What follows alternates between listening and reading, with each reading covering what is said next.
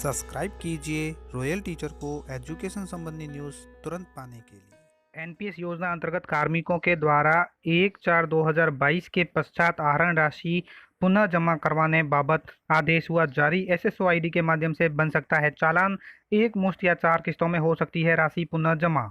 जी हाँ साथियों, इस वक्त की बड़ी खबर की बात करें तो जैसा कि आप सभी जानते हैं कि राजस्थान सरकार द्वारा एनपीएस को हटा दिया गया है और ओपीएस को लागू कर दिया गया है। बजट 2022-23 में इसकी घोषणा हो चुकी है और राज्य कार्मिकों के लिए ओपीएस की कटौती भी शुरू हो चुकी है। एनपीएस में जो जमा राशि थी कार्मिकों की, पहले से जो कटौती हो रही थी उसका 25% है वो कई कार्मिकों ने उठा लिया है। ऐसा नियम भी था कि एनपीएस में जो जमा राशि है उसका 25% आप आहरण कर सकते हैं, लेकिन एक आदेश आया जिसके तहत राज्य सरकार ने इन कार्मिकों पर जिन्होंने 25% राशि उठाई है और जो अभी उठाने वाले हैं सभी पर रोक लगा दी। यानी एनपीएस पर 25% राशि आप नहीं उठा सकते, ऐसा आदेश आया। और जिन लोगों ने इसकी राशि को उठा लिया है 25% एनपीएस राशि को, उसको पुनः जमा करवाने का भी आदेश आया था। वो एक मुश्त में भी जमा हो सकती है या 4 किस्तों में भी अलग अलग आप जमा करवा सकते हो, ऐसा आदेश आया था। अब बात करते हैं आज की वीडियो की। तो आज में एक आदेश है जिसके तहत आप एसआईपीएफ, आप सभी जानते हैं एसआईपीएफ जो पोर्टल है जो नया लॉन्च हुआ है 3.0, उसमें एक यूटिलिटी बॉक्स बना दिया गया है जिसके माध्यम से आप चालान भी बना सकते हैं, एक मुश्त राशि जमा करवा सकते हैं। तो उसके बारे में बात करेंगे कि वो ऑप्शन आपको कहाँ मिलेगा और किस तरह है। और साथ ही दोस्तों, ये वीडियो आपकी हेल्प के लिए बनाया जा रहा है, इसमें किसी भी प्रकार का विरोधाभास हो तो विभागीय आदेश और प्रोसेस को ही प्राथमिकता देवें। बात करें सबसे पहले इस आदेश की, जो निर्देशालय राज्य बीमा प्रावधान निधि विभाग की ओर से जारी किया गया है और यहाँ बात बताई गई है। विषय है एनपीएस योजना अंतर्गत कार्मिकों के द्वारा 1 अप्रैल 2022 के पश्चात एनपीएस राशि को पुनः जमा करवाने बाबत, अर्थात 1 अप्रैल 2022 के पश्चात एनपीएस जो राशि आहरण की गई है उस राशि को पुनः जमा करवाने बाबत बताया गया है। ये राजस्थान सरकार की बजट घोषणा वित्तीय वर्ष 2022-23 के बिंदु संख्या 126 की अनुपालना में राज्य सरकार द्वारा दिनांक 1/4/2022 से एनपीएस के स्थान पर सभी राज्य कर्मचारियों के लिए ओपीएस लागू की जा चुकी है, किंतु इसके पश्चात भी एनपीएस योजना अंतर्गत अनेक कार्मिकों द्वारा दिनांक 1 अप्रैल 2022 से 28/8/2022 तक, तो दोस्तों ये डेट ध्यान में रखें, 1 अप्रैल 2022 से 28/8/2022 तक एनएसडीएल पोर्टल पर ऑटो प्रोसेस के माध्यम से एनपीएस राशि के विरुद्ध आंशिक आहरण प्राप्त कर लिया था। जिन्होंने भी ये राशि प्राप्त की है वो वापस जमा करवा सकते हैं। तो यहाँ पे विषय को एक बार पुनः ध्यान में रखें कि विषय में जो डेट दी गई है कि 1 अप्रैल 2022 के पश्चात जो राशि आपने आहरण की है या जिन जिन्होंने की है वो राशि वापस जमा करवा सकते हैं। और इस संबंध में वित्त विभाग नियम के परिपत्र दिनांक जो 2022 को जयपुर में 6/9/2022 को के माध्यम से निर्देशित किया गया कि दिनांक 1/1/2004 उसके पश्चात नियुक्त कार्मिकों द्वारा एनपीएस के अंतर्गत 1/4/2022 से 28/8/2022 तक आहरण की गई राशि को दिनांक 31/12/2022 तक अधिकतम 4 किस्तों में बजट मद में जमा कराई जाए। ये भी बता दिया गया था कि इस अवधि के दौरान, यानी इस अवधि क्या बताएं तो 1 अप्रैल 2022 से 28/8/2022 के मध्य जिन्होंने अभी राशि आहरण की है वो वापस 4 किस्तों में, अधिकतम 4 किस्तों में जमा करवा सकते हैं। उसका बजट मद भी दे दिया गया था और अंतिम दिनांक थी 31/12/2022 तक उनको जमा करवानी है। तो उक्त परिपत्र के अनुसार एसआईपीएफ पोर्टल 3.0 में कार्मिकों के डैशबोर्ड पर एनपीएस विड्रॉल रिकवरी के नाम से यूटिलिटी उपलब्ध करवाई गई है। तो ये यूटिलिटी कहाँ है इसके बारे में भी आपको बताया जाएगा। इस हेतु संबंधित कार्मिकों को समय की एसएसओ आईडी से लॉगिन करने के पश्चात एसआईपीएफ पोर्टल ओपन करने पर एम्प्लॉय डैशबोर्ड पर एनपीएस विड्रॉल रिकवरी पर क्लिक करने के पश्चात कार्मिकों को एनएसडीएल से आहरित राशि व दिनांक समय प्रदर्शित होगी, अर्थात आपने कितनी राशि उठाई है, कब उठाई है, वो सारा यहाँ पे प्रदर्शित हो जाएगा। और उक्त राशि कार्मिकों द्वारा जीपीएफ 2004 डिडक्शन में एक मुश्त या अधिकतम 4 किस्तों में 31/12/2022 तक जमा करवा सकते हैं।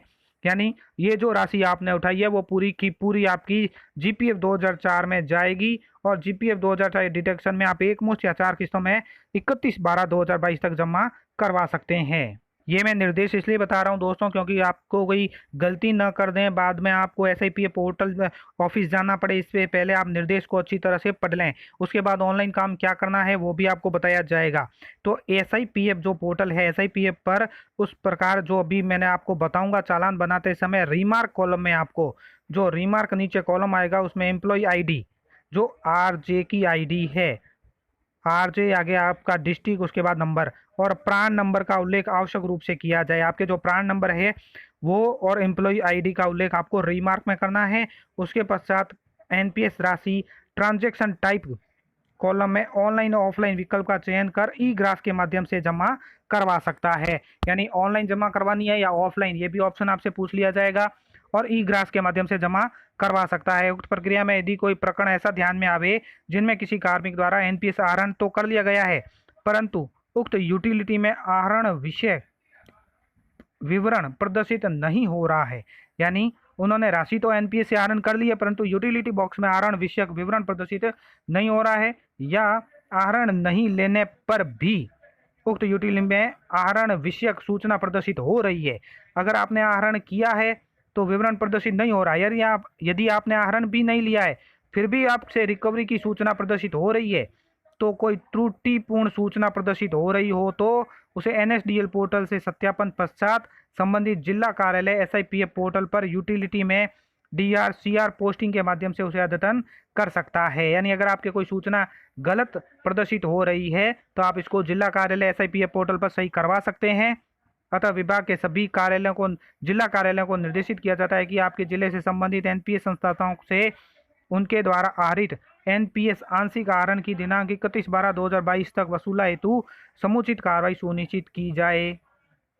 तो दोस्तों, अगर आपने राशि आहरण की है या नहीं की है, फिर भी आपको ये चेक करना है कि मेरे कहीं गलत तो प्रदर्शित नहीं हो रहा है। उसके लिए दोस्तों आपको गूगल क्रोम में जाना है, टाइप करना है राज SSO।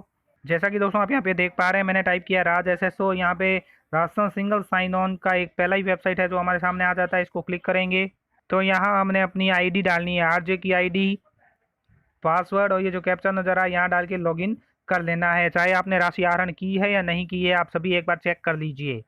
उसके बाद दोस्तों आपके सामने इस तरह के ऐप नज़र आ जाएंगे। अगर आपका SIPF का पोर्टल, यहाँ पे ये देखिए, इस पोर्टल को state insurance and providing fund new का ये ऑप्शन है, इसी को खोलना है। अगर ये आपका ऑप्शन नज़र नहीं आ रहा है तो अदर एक्टिव ऐप को क्लिक करके भी आप इसको खोल सकते हैं। चलिए मैं इसको क्लिक कर देता हूँ। तो दोस्तों एक पेज खुल जाएगा जिसमें हमें सारी डिटेल मिल जाएगी। ऊपर की तरफ जो हमारी पर्सनल डिटेल है, एम्प्लॉय नेम है, फादर नेम है, या NPS की जो भी डिटेल है, SI की डिटेल है, उनके अकाउंट नंबर सारे मिल जाते हैं। हमें नीचे की ओर आना है और NPS विड्रॉल रिकवरी, ये जो ऑप्शन नज़र आ रहा है आप देख पा रहे हैं, ये न्यू का एक हाईलाइट हो रहा होगा यहाँ पे, NPS विड्रॉल रिकवरी, इसके ऊपर आपको क्लिक कर देना है। तो ऊपर की तरफ तो आपकी बेसिक डिटेल आ जाएगी, और अगर आपने राशि आहरण की है तो यहाँ पे देखिए अमाउंट, विड्रॉल अमाउंट शो हो जाएगा, उसकी डेट, कब आपने विड्रॉल किया उसकी भी डेट आ जाएगी, और ऑलरेडी डिपॉजिट अमाउंट और रिमाइनिंग अमाउंट, यानी शेष कितना है जो आपको डिपॉजिट करना है, ये सारे आपको यहाँ पे नज़र आ जाएंगे। डिडक्शन डिटेल के अंतर्गत आपको अपनी जैसे एम्प्लॉय ID है, एम्प्लॉय नेम है, बेसिक पे है, GPF डिडक्शन 2004 डिडक्शन कितना GPF में डालना है वो भी आ जाएगा। आपको जाना है नीचे की ओर, नीचे की ओर जाएंगे तो आपको सबसे पहले ट्रांजैक्शन टाइप पूछा जाएगा। ट्रांजैक्शन टाइप के अंतर्गत दोस्तों आप ऑफलाइन या ऑनलाइन कुछ भी चुन सकते हैं। कुछ भी चुनने का अर्थ ये है कि आप ऑनलाइन जमा करवाना चाहते हैं या ऑफलाइन जमा करवाना चाहते हैं। तो ट्रांजैक्शन टाइप में वो सेलेक्ट कीजिए। उसके बाद सिटी, पिन कोड, ये, और रिमार्क के अंतर्गत जो NPS विड्रॉल रिकवरी लिखा आ रहा है ये एडिटेबल है, यानी इसको आप हटा सकते हैं। इसकी जगह आपको मोस्ट इंपॉर्टेंट बात है, ध्यान में रखें कि अपनी RJ की ID, RJJO जो भी है, RJBM, RJ जो भी है आपका डिस्ट्रिक्ट, वो ID अगर आपने विड्रॉल किया है तो साथ में आपके प्राण नंबर, जो आपको अभी मैंने निर्देशों में बताया था, प्राण नंबर भी आपको यहाँ पे डालना है। नोट आप यहाँ पे देख पा रहे हैं कि आप NPS में लिए गए पैसे 31/12/2022 तक एक बार में अथवा अधिकतम 4 किस्तों में जमा करवा सकते हैं। उसके बाद नीचे आ रहा है सेव का बटन। इस वीडियो में दोस्तों मैं आपको इतना ही दिखा सकता हूँ।